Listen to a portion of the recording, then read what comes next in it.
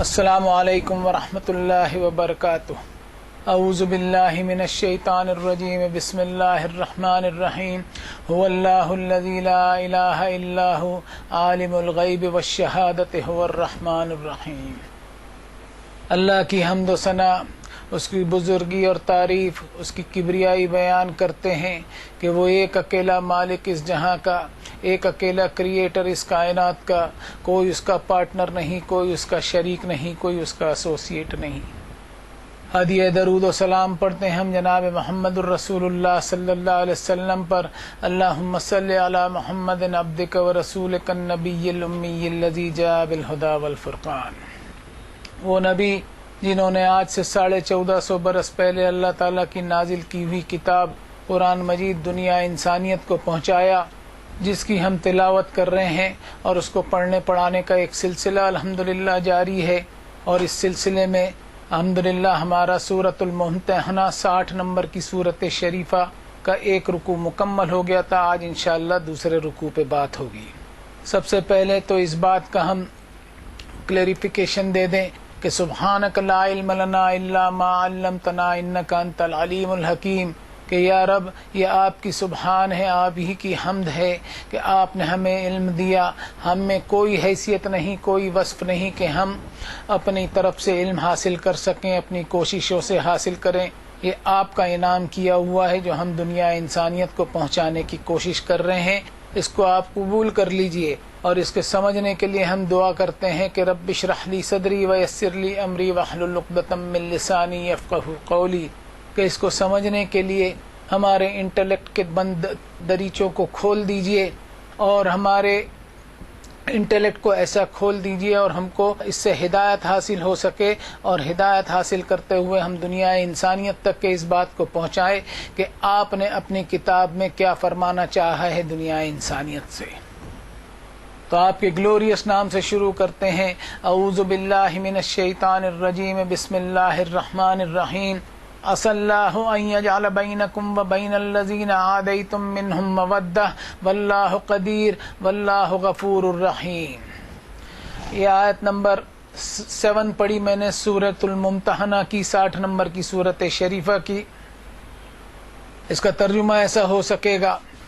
بہت ممکن ہے کہ اللہ لگاؤ اور مودت پیدا کر دے تمہارے درمیان اور ان لوگوں کے درمیان جو تمہارے دشمن ہیں۔ بے شک اللہ قدرت رکھتا ہے اس بات پر، اور اللہ مغفرت کرنے والا مہربان بھی ہے۔ آیت میں نے آپ کے سامنے پڑھی اور اس کا ترجمہ بھی کیا۔ اب اس آیت پر غور کرتے ہیں۔ کہا گیا کہ ممکن ہے کہ اللہ تعالیٰ تمہارے درمیان اور تمہارے مخالفین کے درمیان جو چیلنجنگ سچویشن ہے اس میں امن و امان اور ہم آہنگی اور کوآپریشن اور مودت اور امن و شانتی کا معاملہ ڈال دے، جس پر اللہ تعالیٰ مکمل قدرت رکھتا بھی ہے۔ ان اللہ علی کل شیء قدیر۔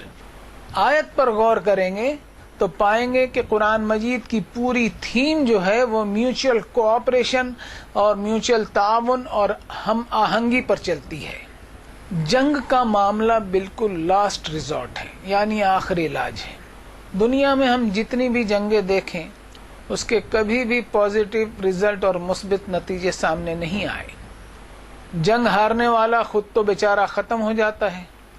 اور جنگ جیتنے والا خود بھی اتنا تھک چکا ہوتا ہے کہ اپنے نقصانات سے ابھرنے کی طاقت اس میں بالکل ختم ہو چکی ہوتی ہے۔ حالانکہ دنیا کے سامنے وہ ڈھنڈورے پیٹتے رہتا ہے کہ میں جنگ جیت چکا ہوں، اور وہ دنیا کے سامنے اپنی ہار کو قبول نہیں کرتا، جبکہ کئی پہلو سے وہ بھی ہار چکا ہوتا ہے۔ اور جنگوں میں جو نقصانات سامنے آتے ہیں، مثال کے طور پر ماحول کے نقصانات، انوائرنمنٹ کے نقصانات، ترقیات کی بربادیاں، زمین کا ڈسٹربنس اور فساد، بمباری اور بارود سے پولیوشن، معیشت کا اور اکنامی کا پیچھے چلے جانا، اور بھی بہت سارے نقصانات ہیں جن کو گنا نہیں جا سکتا۔ اور ان سب کے باوجود انسانی جانوں کا ہلاک ہونا، معصوم بچوں کا بے وجہ مرنا، وہ معصوم بچے جن بیچاروں کو پتہ ہی نہیں کہ کیوں ان پر حملے ہو رہے ہیں۔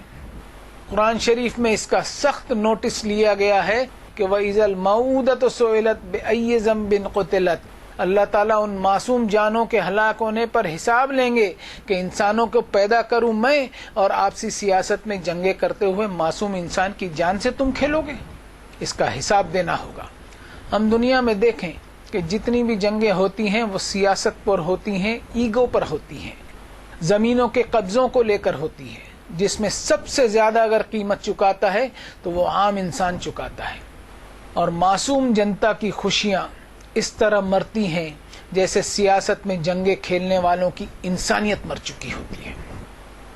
جنگ کے تعلق سے قرآن مجید میں ایک اور آیت ملتی ہے، یا ایھا الذین آمنوا خذوا حذرکم فانفروا ثبات او انفروا جمیعا۔ یہ آیت میں نے جو کوٹ کی وہ 71 نمبر کی آیت ہے چیپٹر 4 کی، اور یہ آیت پلورل میں ہے، یعنی یہ آیت ایک سسٹم سے بات کر رہی ہے کہ اے ایمان والو، جنگ کے معاملے اتنے نازک ہوتے ہیں اور خطروں سے بھرپور ہوتے ہیں، اس میں سب سے زیادہ حساس اور سینسٹیو ہونا چاہیے تمہیں ڈیفنس کے معاملے میں، دفاع اور بچاؤ کے معاملے میں۔ عام طور پر جنگ کے معاملے میں ایک اصول اپنایا جاتا ہے کہ offence is the best defence, یعنی حملہ کرتے رہو اور حملہ اپنے آپ میں ہی دفاعی کام کرے گا۔ قرآن مجید اس اصول کو نیگیٹ کرتا ہے اور تاکید کرتا ہے کہ اپنا ڈیفنس پہلے مضبوط بناؤ، اور ڈیفنس بھی ایسا کہ جب جنگ کی نوبت آئے تو معصوم جنتا، ان کے بچے، بوڑھے، عورتیں اور عام انسانوں کی ویل بینگ اور ان کی رہائش گاہیں، ان کے مکانات اور پبلک یوٹیلیٹی، یہ ساری چیزیں محفوظ رہ سکیں، حفاظت سے رہ سکیں۔ تب کہیں جا کر تمہارا ڈیفنس مضبوط ثابت ہوگا کہ دشمن کے حملے سے یہ ساری چیزیں حفاظت میں رہیں۔ یعنی جنگ کے معاملے میں دشمن کو کبھی انڈر ایسٹیمیٹ نہ کیا جائے۔ اس پر ایک حدیث کوٹ کروں گا، لا ينبغي للمؤمن ان يذل نفسه قالوا وكيف يذل نفسه قال يتعرض من البلاء ما لا يطيق او كما قال عليه الصلاة والسلام، کہ مومن کے لیے مناسب نہیں کہ وہ اپنے آپ کو ذلیل کرے۔ صحابہ نے پوچھا کہ وہ کیوں کر ذلیل کرے گا، مومن اپنے آپ کو کیوں ذلیل کرے گا؟ تو رسول اللہ نے فرمایا کہ مومن اپنے آپ کو ایسی بلا اور مصیبت میں ڈال دے جس کے اٹھانے کی طاقت نہ رکھتا ہو، اس صورت میں وہ اپنے آپ کو ذلیل کرتا ہے۔ اب ہم دیکھیں، جیسا میں نے کہا کہ قرآن مجید کی تھیم امن و امان پر، کمپیشن اینڈ ٹالرنس پر چلتی ہے، انسانی ہمدردی، انسانی محبت، انسانی اکوموڈیشن پر چلتی ہے۔ لیکن افسوس کی بات ہے کہ انسان کا ایگو کمپیشن اینڈ ٹالرنس کو کمزوری کی علامت سمجھتا ہے، جبکہ یہ کمزور پہلو نہیں ہے، بلکہ یہ وہ طاقتور پہلو ہیں جن کے ذریعے دشمنوں کے دلوں کو بھی جیتا جا سکتا ہے۔ آیت میں اللہ تعالیٰ نے فرمایا کہ وہ اس بات پر بھی قدرت رکھتے ہیں کہ وہ تمہارے اور دشمنوں کے درمیان مودت، لگاؤ اور موافقت ڈال سکتے ہیں۔ لیکن سوچنے والی بات ہے کہ اللہ تعالیٰ کی قدرت کار فرما اور ایکٹیو بغیر کسی شرط کے ہوگی یا شرط کے ساتھ ہوگی؟ اللہ تعالیٰ کے کوئی بھی وعدے بغیر شرط اور بغیر کنڈیشن کے نہیں ہیں۔ ضرورت ہے کہ جو کنڈیشن اللہ تعالیٰ نے کتاب اللہ میں بتائی ہے ہم ان کنڈیشن کو تلاش کریں۔ ایک آیت کوٹ کروں گا، وَلَا تَسْتَوِي الْحَسَنَةُ وَلَا السَّيِّئَةُ ادْفَعْ بِالَّتِي هِيَ أَحْسَنُ فَإِذَا الَّذِي بَيْنَكَ وَبَيْنَهُ عَدَاوَةٌ كَأَنَّهُ وَلِيٌّ حَمِيمٌ، کہ نیگیٹو اور پازیٹو، اچھائی اور برائی کبھی برابر نہیں ہو سکتے۔ آپ کو برائی جو ہے اس کو اچھائی سے ہی پش کرنا پڑے گا۔ اس کنڈیشن پر آپ کا بڑے سے بڑا دشمن بھی دوست میں تبدیل ہو سکتا ہے۔ اس آیت میں اللہ تعالیٰ نے فرمایا کہ تمہارے دشمنوں کے درمیان مودت، موافقت، کمپیشن اینڈ ٹالرنس ڈالنے پر وہ قدرت رکھتا ہے۔ یہ قدرت اس وقت ایکٹیو ہوگی جب ہم اللہ تعالیٰ کی شرطوں کو پورا کریں گے۔ آیت کے آخر میں فرمایا واللہ غفور الرحیم، کہ حالات جنگ کے ہیں، آپس میں دشمنی اور عداوت ہے، اس کے باوجود مودت اور اٹیچمنٹ کا حکم اللہ نے دیا ہے، یہ اللہ تعالیٰ کے غفور الرحیم والی صفت اور کوالٹیز کا نتیجہ ہے۔ اب اگلی آیت لیتے ہیں، لا ينهاكم الله عن الذين لم يقاتلوكم في الدين ولم يخرجوكم من دياركم ان تبروهم وتقسطوا اليهم ان الله يحب المقسطين۔ اللہ نہیں روکتا تمہیں ان لوگوں کے بارے میں جو نہیں جنگ کرتے تم سے دین کے معاملے میں، اور نہیں نکالتے تمہیں تمہارے علاقوں سے کہ تم نیک سلوک کرو ان کے ساتھ اور انصاف پر قائم رہو ان کے بارے میں، بے شک اللہ پسند کرتا ہے انصاف پر قائم رہنے والوں کو۔ اس آیت میں اللہ تعالیٰ نے ایک زبردست ہدایت دی ہے کہ انسانی سماج ملنسار سماج ہونا چاہیے اور اکوموڈیٹو سوسائٹی ہو، اور سماج میں انصاف، جسٹس، ایکوالٹی اور برابری ہونی چاہیے۔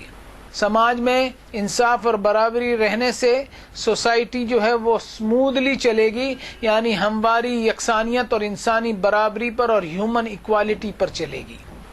کسی کے ساتھ کسی قسم کی حق تلفی نہیں ہوگی، کسی کے ادھیکار کا ہنن نہیں ہوگا، کسی کا ناجائز فائدہ نہیں اٹھایا جائے گا۔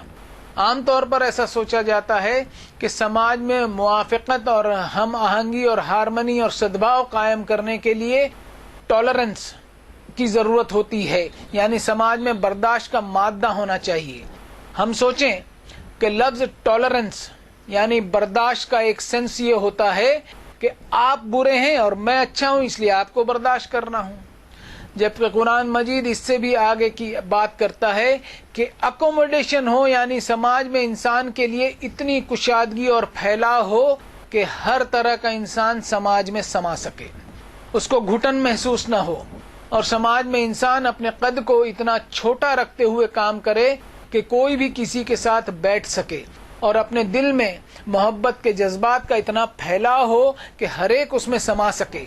اس آیت سے قرآن مجید جو ہے وہ پلورلسٹک سوسائٹی یعنی مختلف سوچ اور مذہبوں والا معاشرہ، جس کو ہندی میں بہلوادی سماج کہا جا سکتا ہے، ایسے معاشرے کو پروموٹ کرنے کے لیے کہا ہے اور ایسے معاشرے کا کبھی انکار نہیں کیا ہے، بلکہ قرآن مجید ایسا سماج چاہتا ہے کہ آدم کے بیٹے کی عزت اور ڈگنیٹی اور اکرام قائم ہونا چاہیے۔ اس پر ایک آیت میں پیش کروں گا، وَلَا يَأْتَلِ أُولُو الْفَضْلِ مِنْكُمْ وَالسَّعَةِ، کہ سماج کے اثر رسوخ والے اور انفلوئنشل لوگ جو معاشرے میں مقام رکھتے ہیں، ان کا زور چلتا ہے، ان کی بات مانی جاتی ہے، اور ساتھ ہی ساتھ فائنینشلی ویل آف یعنی مال و دولت کی کیپیسٹی والے لوگ ہیں، وہ کبھی اپنے آپ پر کوئی ایسی بندش نہ لگائیں کہ ان یؤتوا اولی القربی والمساکین والمہاجرین فی سبیل اللہ، کہ ایسی کوئی بندش نہ لگائیں اپنے اوپر کہ اپنے قریبی رشتہ دار یا مسکین، محتاج یا غریبوں کا یا بے سہاروں کا یا ایسے انسانوں کا جو اللہ کی راہ میں ہجرت اور مائگریٹ کیے ہوں، ان کی مدد نہ کریں، ایسی کوئی بندش اپنے آپ پر نہ لگائیں، چاہے سماج کے لوگ کتنا ہی برا سلوک کریں ان کے ساتھ۔ وَلْيَعْفُوا وَلْيَصْفَحُوا أَلَا تُحِبُّونَ أَن يَغْفِرَ اللَّهُ لَكُمْ وَاللَّهُ غَفُورٌ رَحِيمٌ، وہ لوگوں کے ساتھ معافی، عفو، درگزر اور اکوموڈیشن اور لیٹ گو کا ماحول رکھیں۔ کیا انسان یہ نہیں سمجھتا کہ وہ خود کتنا گنہگار ہے اور اللہ اس کو پل پل معاف کرتے رہتا ہے؟ تو اللہ کی یہی معافی، رحمت، رحم و کرم والا معاملہ جو اس کے ساتھ اللہ کرتا ہے، وہ انسانوں کے ساتھ بھی ہمیشہ کرتا رہے۔ یہ وہ امن و امان کی تھیم ہے، یہ وہ جسٹس اور انصاف کی تھیم ہے، یہ وہ انسانی عزت اور اکرام کی تھیم ہے، یہ وہ انسانی محبت اور بھائی چارگی کی تھیم ہے جس پر قائم رہنے کے لیے قرآن مجید گائیڈ کرتے چلتا ہے۔ ایک بات اور بھی کہہ دوں کہ انسانی بھائی چارگی میں، انسان کے حقوق اور ادھیکاروں کی ادائیگی کرنے میں، ہیومن رائٹس کو مینٹین کرنے میں قرآن مجید مذہب کو بھی آڑے نہیں آنے دیتا۔ سماج میں جب ایسا واتاورن اور ماحول بنے گا جو قرآن چاہتا ہے، تو دین اور مذہب کے معاملے میں کبھی کوئی جھگڑے، فتنے، فساد برپا نہیں ہوں گے۔ اب اگلی آیت لیتے ہیں جس میں اللہ تعالیٰ نے دین کے معاملے میں جنگ کرنے والوں کے تعلق سے کس چیز کے بارے میں منع کیا ہے۔ انما ينهاكم الله عن الذين قاتلوكم في الدين واخرجوكم من دياركم وظاهروا على اخراجكم ان تولوهم ومن يتولهم فاولئك هم الظالمون. یہ آیت نمبر 9 پڑھی میں نے. اس کا ترجمہ ایسا ہو سکے گا، ایکچولی روکتا ہے تمہیں اللہ ان لوگوں کے بارے میں جو جنگ کرتے ہیں تم سے دین کے معاملے میں، اور نکالتے ہیں تمہیں تمہارے علاقوں سے، اور ایک دوسرے کی مدد کرتے ہیں تمہارے نکالے جانے پر کہ تم ان سے سانٹھ گانٹھ کرو، اور جو کوئی سانٹھ گانٹھ کرے گا ان سے تو ایسے لوگ گنہگار ثابت ہوں گے. اس آیت کا ترجمہ تو میں نے کیا، اب اس پر غور کریں کہ اللہ تعالیٰ کس چیز کو منع کر رہے ہیں. اللہ تعالیٰ منع کر رہے ہیں سانٹھ گانٹھ کے لیے، تولیت کے لیے، اسٹریٹجک الائنس کے لیے، یعنی کوئی ایسا گٹھ بندھن جس میں کوئی اندرونی اور گہرا تعلق ہو یا رازداری کھلتی ہو، ایسا کوئی رشتہ نہیں ہونا چاہیے. اس لیے کہ دین کے معاملے میں تم پر زبردستی ہو رہی ہو یا تم کو تمہارے علاقوں سے بے دخل کیا جا رہا ہو، اور ان سارے کاموں میں ایک پراکسی وار کی طرح کوئی کھیل کھیلا جا رہا ہو جس میں تمہارے خلاف کسی اور کی مدد اور بیکنگ کی جا رہی ہو. ایسے لوگوں سے کسی قسم کا کوئی گٹھ بندھن نہیں ہونا چاہیے. اب غور کرنے والی بات اس میں یہ بھی ہے کہ اس سے پہلی والی آیت میں اللہ تعالی نے دین اور سماجک انصاف کے معاملے میں جو لوگ آڑ نہیں بنتے ان کے ساتھ حسن سلوک کرنے کے لیے کوئی منائی نہیں کی، اور اس آیت میں بھی انسانی بھائی چارگی کے کسی بھی شعبے کی کوئی منائی نہیں کی گئی ہے. یعنی وہ لوگ جو دین اور انصاف کے قائم رہنے میں آڑ بنتے ہیں یا علاقوں سے نکالتے ہیں یا پراکسی وار کرتے ہیں یا جنگ ہی کرتے ہیں، ان کی بھی بھلائی کو منع نہیں کیا گیا، بلکہ صرف تولیت کو اور اسٹریٹجک الائنس کو منع کیا گیا ہے، اندرونی گٹھ جوڑ کو منع کیا ہے. دونوں آیتوں میں لفظ دین آیا ہے. آج ہم دیکھیں کہ سارے فتنے فساد دین اور مذہب کے نام پر ہی ہو رہے ہیں. یعنی اللہ تعالیٰ نے جس چیز سے ہمیں منع کیا وہی ہم کر رہے ہیں. اب ہم اللہ تعالیٰ کی رحمت کے پہلو کو ان دو آیتوں میں دیکھیں کہ اللہ تعالیٰ نے انسانی جان، اس کا احترام، اس کی ڈگنیٹی اور وقار کو کتنا زبردست مقام دیا ہے. یہ اصول ہمیں دنیا کی کسی کتاب میں نہیں ملیں گے. یہ اسی رب کی کتاب میں ملیں گے جو اپنے بندوں پر، اپنی کریشن پر، اپنی مخلوق پر انتہائی مہربان ہے. اب اگلی آیت لیتے ہیں. یا ایھا الذین آمنوا اذا جاءکم المؤمنات مہاجرات فامتحنوہن اللہ اعلم بایمانہن فإن علمتموہن مؤمنات فلا ترجعوہن الی الکفار لا ہن حل لہم ولا هم يحلون لهن وآتوهم ما انفقوا ولا جناح عليكم ان تنكحوهن اذا آتيتموهن اجورهن ولا تمسكوا بعصم الكوافر واسألوا ما انفقتم وليسألوا ما انفقوا ذلكم حكم الله يحكم بينكم والله عليم حكيم. یہ آیت نمبر 10 پڑھی میں نے. اس کا ترجمہ کچھ اس طرح ہو سکے گا: اے لوگو جو ایمان کا دعویٰ کرتے ہو، جب آئیں تمہارے پاس ایمان والی عورتیں ہجرت کر کے تو جانچ پڑتال کر لو ان کے بارے میں. اللہ کو تو خوب معلوم ہے ان کے ایمان کا. پھر اگر پاؤ تم انہیں ایمان والیاں تو نہیں لوٹاؤ انہیں انکار کرنے والوں کی طرف. نہیں یہ مومن عورتیں حلال ان نافرمان شوہروں کے لیے، اور نہ ہی وہ شوہر حلال ہیں ان مومن عورتوں کے لیے، اور دے دو ان کو جو کچھ انہوں نے خرچ کیا، اور نہیں حرج تم پر کہ تم نکاح کرو ان سے جب دے دو تم انہیں ان کے مہر، اور نہ تم زبردستی روکو کافر بیویوں کو، اور مانگ لو جو تم نے خرچ کیا، اور انہیں چاہیے کہ وہ بھی مانگ لیں جو انہوں نے خرچ کیا. یہ حکم ہے اللہ کا، وہ حکم دیتا ہے تمہیں، اور اللہ ہے علم والا، حکمت والا. اس آیت کا میں نے ترجمہ کیا. آیت تھوڑی لمبی ہے، اس کے ایک ایک حصے پر غور کرتے چلتے ہیں. یا ایھا الذین آمنوا اذا جاءکم المؤمنات مہاجرات فامتحنوہن اللہ اعلم بایمانہن۔ ہم سب جانتے ہیں کہ قرآن مجید 23 برس میں وقفے سے پیریوڈیکلی نازل ہوتا رہا، اور اس میں آئی ہدایتیں جو ہیں وہ اسپیسیفک سچویشن یعنی مخصوص صورت حالات پر کون سا قدم اٹھانا ہے یہ ہدایت دیتے ہوئے چلتی ہے، اور ساتھ ہی ساتھ اٹرنل اینڈ یونیورسل گائیڈنس بھی فراہم کرتے چلتی ہے۔ اب آیت پر غور کریں کہ اس آیت کے ذریعے اللہ تعالیٰ ایک ایسا معاشرہ چاہتے ہیں جس میں انصاف ہو اور بیلنس لائف ہو، اور یہ آیت ہجرت کے بعد کی ہے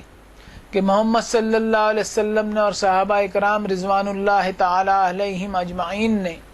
ایسے معاشرے سے ہجرت اختیار کر لی جس میں شرک کا بول بالا تھا، اور انسانوں کے ساتھ ناانصافیاں اور ظلم و زبردستی اور زیادتی کی جا رہی تھی کہ سماج کا طاقتور طبقہ اپنے کمزور طبقے کو کچل کر رکھا تھا۔ سماج میں انصاف اور انسانی برابری کا دور دور تک کوئی عطا پتہ نہیں تھا۔ ظلم و زیادتی کا بازار اتنا گرم تھا کہ حق کی دعوت بھی قبول نہیں کی جا رہی تھی۔ دعوت کے معاملے میں سب سے اہم چیز امن و امان اور شانتی درکار ہوتی ہے۔ دین کے اس معاملے میں بھی جب زور اور زبردستی کی گئی تو جناب محمد الرسول اللہ صلی اللہ علیہ وسلم اور صحابہ اکرام نے ہجرت اختیار کی۔ یہ ایک ایسا امن و امان اور شانتی والا موڑ تھا کہ جب زبردستی کی جا رہی ہو تو ہجرت کر لی جائے، اور اللہ تعالیٰ کے دین کا سسٹم جو اللہ تعالیٰ نے اپنی کتاب میں بتایا ہے اس کو قائم کیا جائے۔ ایسا کرنے پر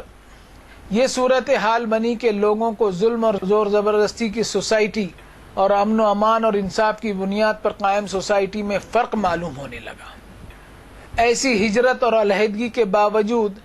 جنگ و جدال کا بازار گرم کیا گیا اور جنگیں بھی ہوئی۔ اس صورتحال میں مومن خواتین کی ہجرت ہونے لگی جنہوں نے اپنی سوسائٹی میں ظلم و زیادتی کو برداشت کیا تھا۔ اب ہجرت کر کے آئیں ان خواتین کے تعلق سے گائیڈنس اور ہدایت بتائی جا رہی ہے کہ ان کے ایمان کی جانچ پڑتال کر لی جائے، امتحان لے لیا جائے۔ اللہ تعالیٰ کو ان کے ایمان کی اندرونی کیفیت کے بارے میں اچھی طرح پتہ ہے، لیکن ایک سسٹمیٹک طریقے سے ان کے ایمان کی جانچ پڑتال ہونی ضروری ہے۔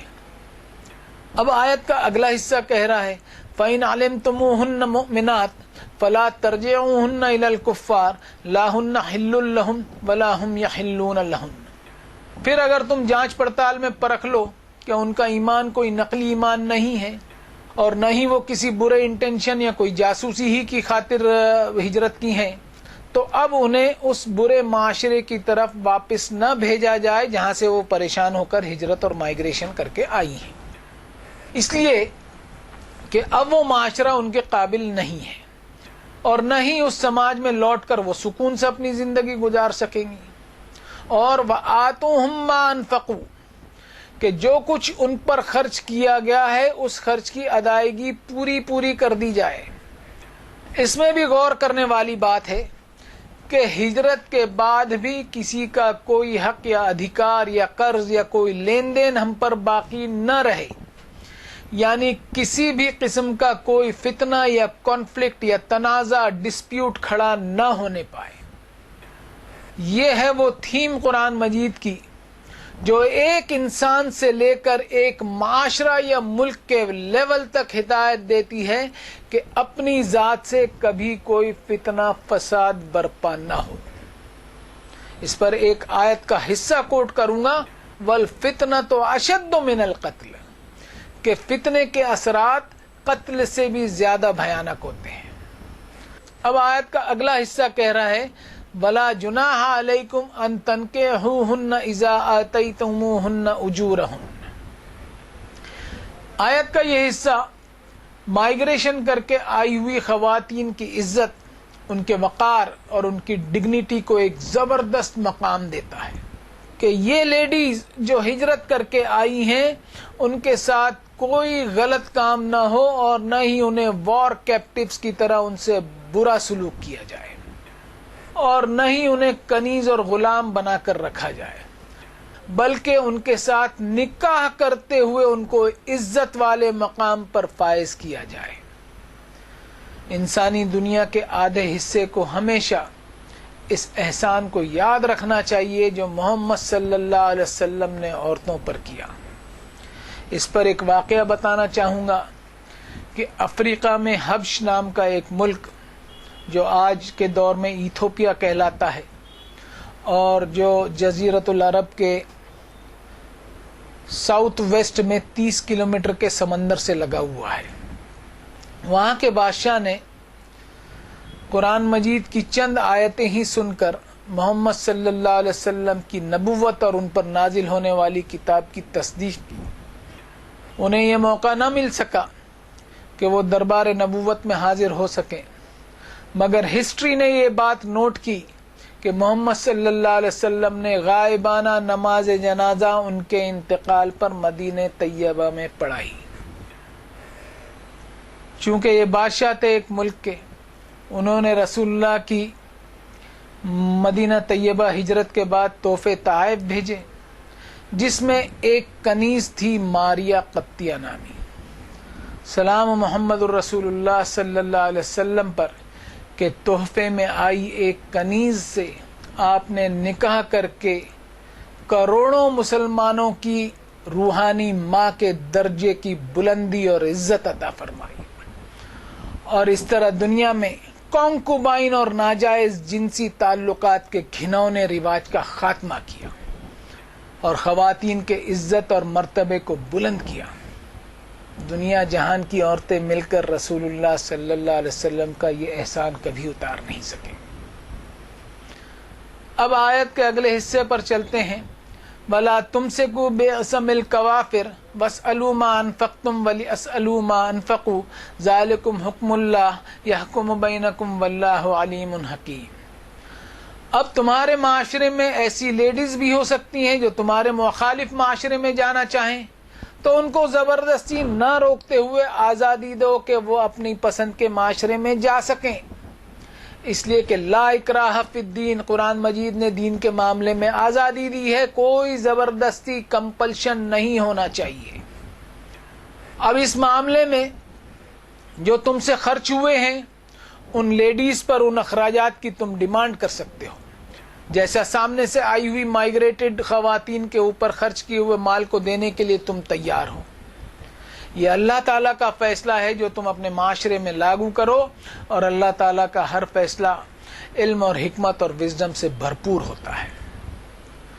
اب اگلی آیت لیتے ہیں۔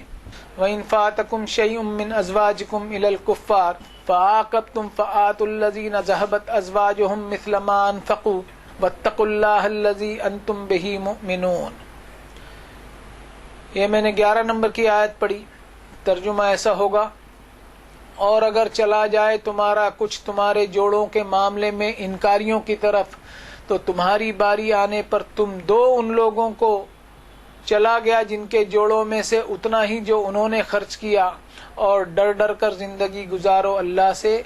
وہ رب جس پر تم ایمان رکھتے ہو۔ اب اس آیت کا ترجمہ تو میں نے کیا، یہاں بھی اللہ تعالیٰ نے لین دین کے تعلق سے انتہائی سینسٹیو رہنے کی ہدایت دی ہے،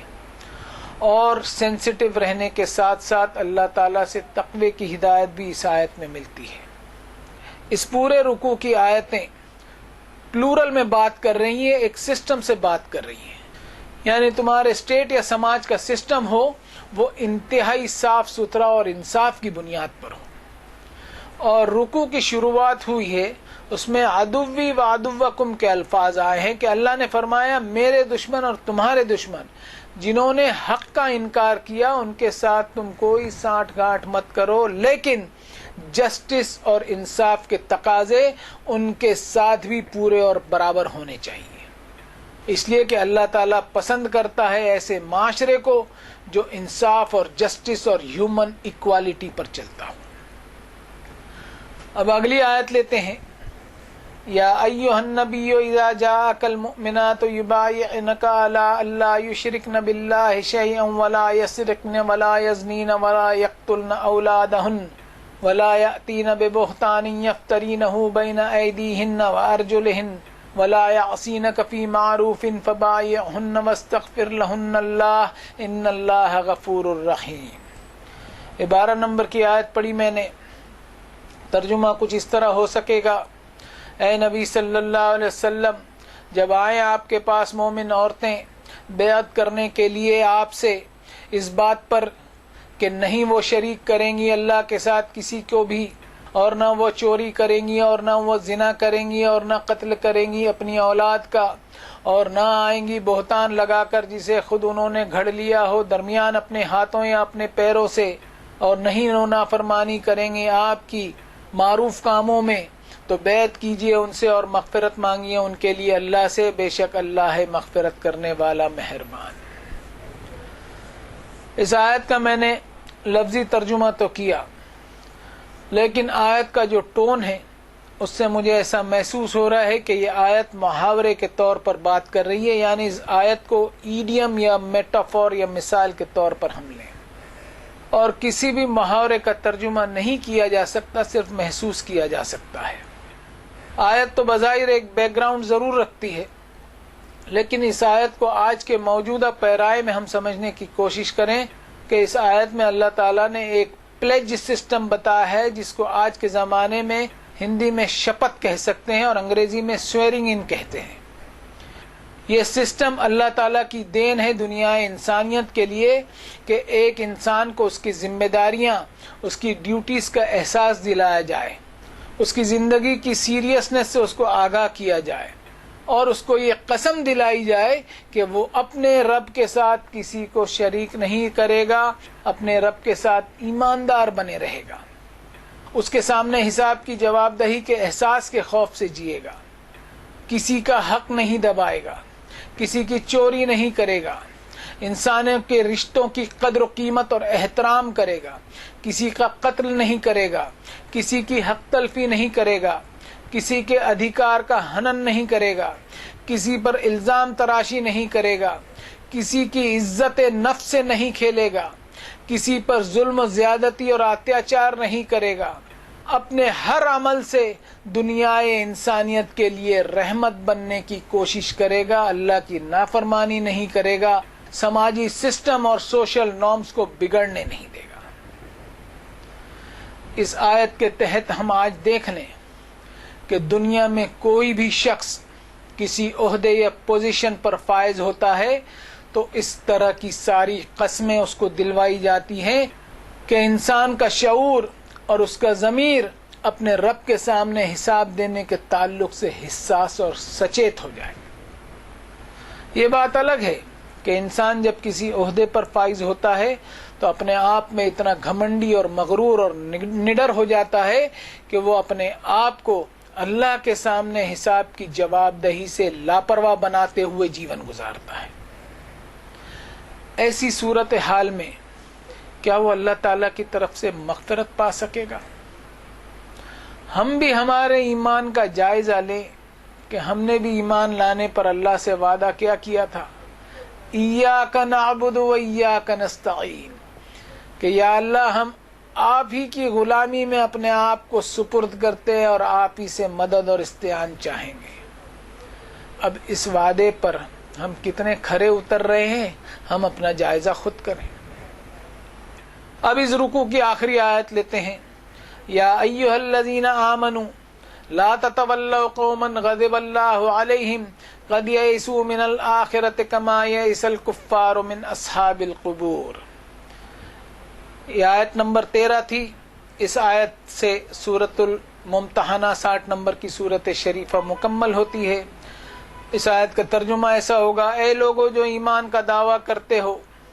نہ تم سانٹ گانٹ کرو اس قوم سے کہ غضب کیا اللہ نے جن پر، یقیناً وہ مایوس ہو چکے ہیں آخرت سے جیسا مایوس ہوں گے نافرمان قبر والوں سے۔